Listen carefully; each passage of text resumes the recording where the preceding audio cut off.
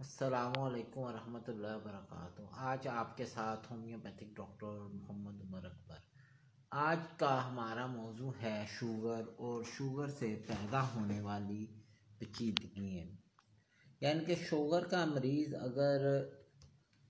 اپنی شوگر کو بہتر طور پر مینیج نہیں کرتا اور اسے کنٹرول کرنے کے لیے جو ہے وہ بر وقت اور بہتر طریقہ علاج کو انتخاب نہیں کرتا تو اسے کچھ مسائل کا سامنا کرنا پڑتا ہے، جس میں شوگر کے ساتھ جو مسائل مختلف لوگوں میں مختلف چلتے ہیں۔ اس میں شوگر کے ساتھ لوگوں کو بی پی،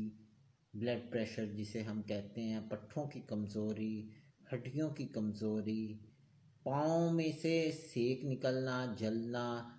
یہ جو کامن طور پر یعنی کہ عمومی طور پر اسے دیکھا جاتا ہے۔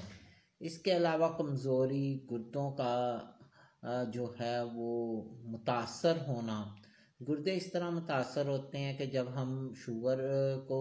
بہتر طور پر مینیج نہیں کرتے تو خون میں شوگر کا تناسب نارمل سے بڑھ جاتا ہے، اور جو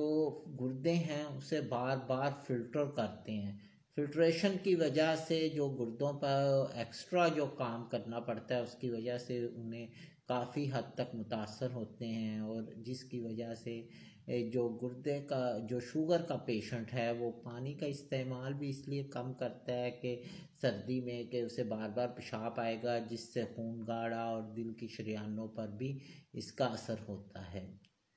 اس کے علاوہ جو گردوں میں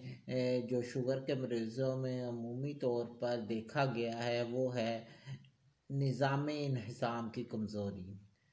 جہاں گردے مختلف آرگنز اور مختلف جگہوں پر کمزوری پیدا کرتے ہیں، وہاں آنتڑیوں میں، معدے میں اور ڈائجسٹو سسٹم میں بھی اسے کمزوری پیدا کرتے ہیں، جس کی وجہ سے جو ہے قبض کا شکایت رہتی ہے۔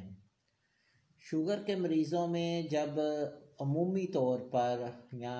سمجھ لیں کہ اکثر ایسا ہوتا ہے کہ جب مریض کی شوگر ہائی ہے اور بلڈ پریشر بھی ہائی ہوتا ہے تو اس صورت میں مریض کو فالج یا کسی بھی عضو پر جزوی جو فالج ہے اس کا ہونے کا بھی خطرہ ہوتا ہے۔ اب تک کے لیے اجازت دیں ہومیوپیتھک ڈاکٹر محمد عمر اکبر کو۔